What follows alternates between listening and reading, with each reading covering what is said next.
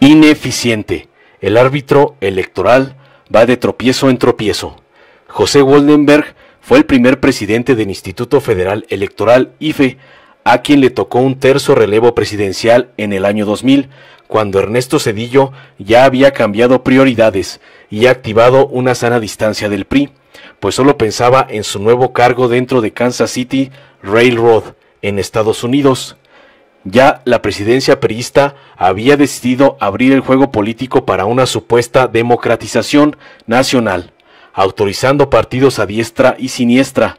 Muchos solo fueron flor de una elección, pero se llevaron dinero público que no comprobaron, como los casos de Cecilia Soto y Patricia Mercado. Se le quitó a Gobernación la responsabilidad de organizar, supervisar y manejar las elecciones, y se creó una instancia ciudadana, entre comillas, para hacerse cargo de ello. La gente en México mostraba hartazgo con el partido dominante, sobre todo luego del asesinato de Colosio y Ruiz Massieu, y el doctor Zedillo quería alejarse de todo eso. Ese hartazgo popular, mezclado con un montón de promesas incumplidas y ríos de dinero privado, hicieron de la elección del año 2000 un estreno dorado para el recién creado IFE y su primer consejero presidente, ciudadano, como marco de una ansiada alternancia. Los leves intentos de protesta del candidato del PRI, que por primera vez en su historia perdía una elección, fueron de inmediato aplacados desde Gobernación. Zedillo ya no quería más broncas. Woldenberg dejó el IFE en medio de aplausos y reconocimientos internacionales por la conducción de un proceso electoral en el difícil entorno del país. Ya habían transcurrido más de 10 años desde que Mario Vargas Llosa dictaminó, desde un estudio de Televisa, México es la dictadura perfecta, camuflado en ropajes democráticos. El sistema mexicano tenía todas las características dictatoriales, como la permanencia no de un hombre, sino de un partido inamovible. Vargas Llosa no mencionó la imposición de todo, desde cargos, leyes, asignación de cuotas, opiniones y pareceres, con una armonía impuesta y tutelada por una guardia pretoriana llamada Estado Mayor Presidencial.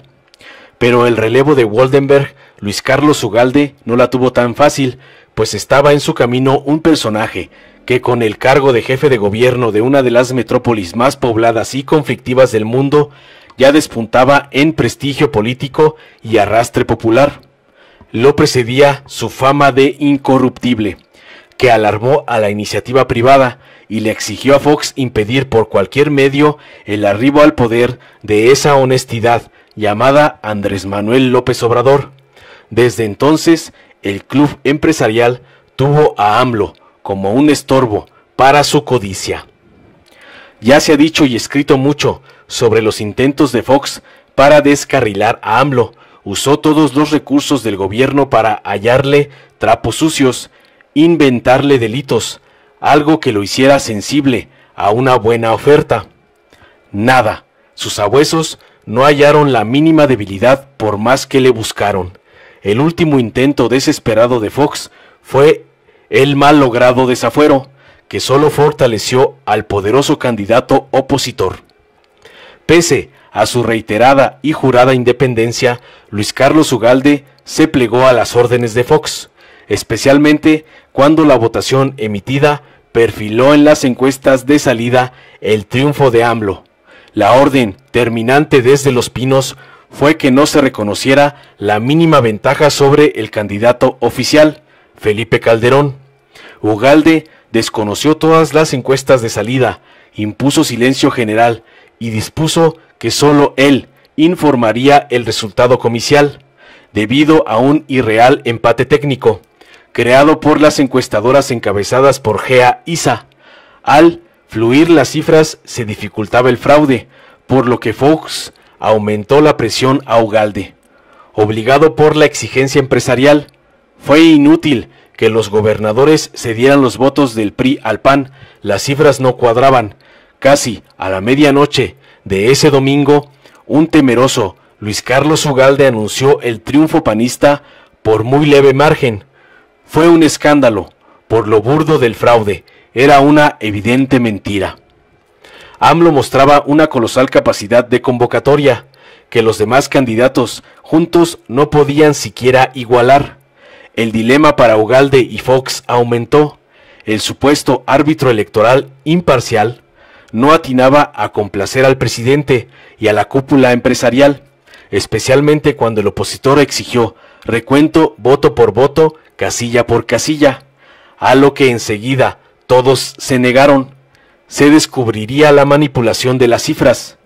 El desquiciado Fox recurrió entonces al Tribunal Electoral, otra supuesta instancia imparcial, para maniobrar como fuera la victoria de Calderón.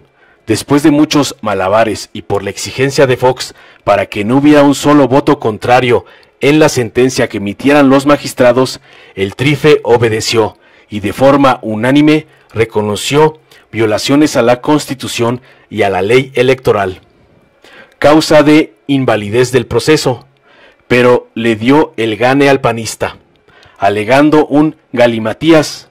Entonces Calderón se ufanó de su triunfo, haiga sido como haiga sido. Ugalde no aguantó mucho luego de ese fiasco.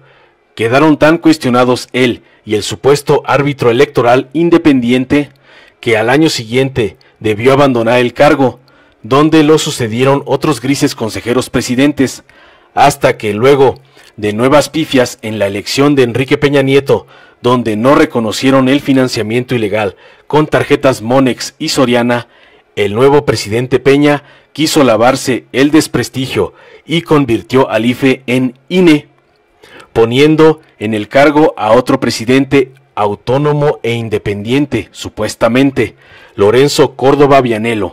El IFE se fue con muchos baldones en vez de blasones. Nunca fue confiable, pese a jurar independencia e imparcialidad. Su sustituto, el INE, se encargó de la elección de 2018, donde otra vez compitió AMLO, puntero desde el principio, aunque de nuevo empresarios y traficantes de influencias financiaron múltiples trampas, exigiendo que no fuera a reconocer su triunfo y se hiciera hasta lo imposible para impedirle llegar al poder. El nuevo consejero presidente, Córdoba Vianello, no pudo maniobrar, ni el presidente Peña se lo permitió ante el caudal de votos que estaba fluyendo y que causarían un levantamiento popular en caso de un tercer fraude. Peña prefirió no moverle.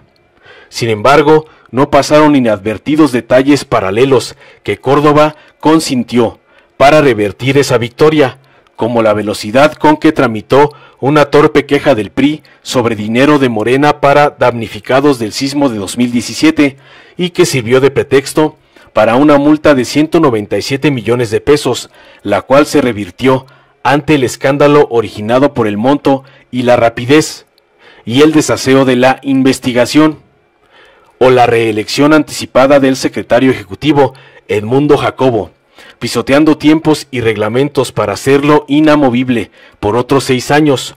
Su prisa levantó muchas sospechas que no aclaró, escudado en su supuesta autonomía.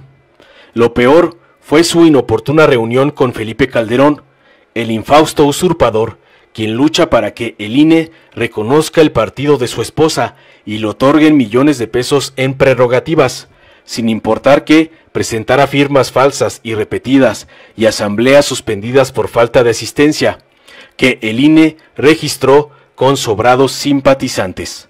Ahora Córdoba se cura en salud, alegando que algunos interesados quieren causarle mala fama al INE, haciendo dudar de su imparcialidad, soslayando que el descrédito se lo ha ganado a pulso durante años de evidencias de fraude y sometimiento al poder gubernamental. De haber continuado el PRIAN en el poder, Lorenzo Córdoba habría aceptado sin chistar cualquier orden presidencial y continuaría tranquilamente su supuesta independencia y autonomía, tan proclamada, pero la credibilidad de la autoridad electoral no aparece por ningún lado y sigue de tumbo en tumbo. Informó Mr. Politicón, nos vemos el próximo video. Si te gustó, dale like, compártelo, suscríbete y activa la campanita para recibir las notificaciones de nuestro canal.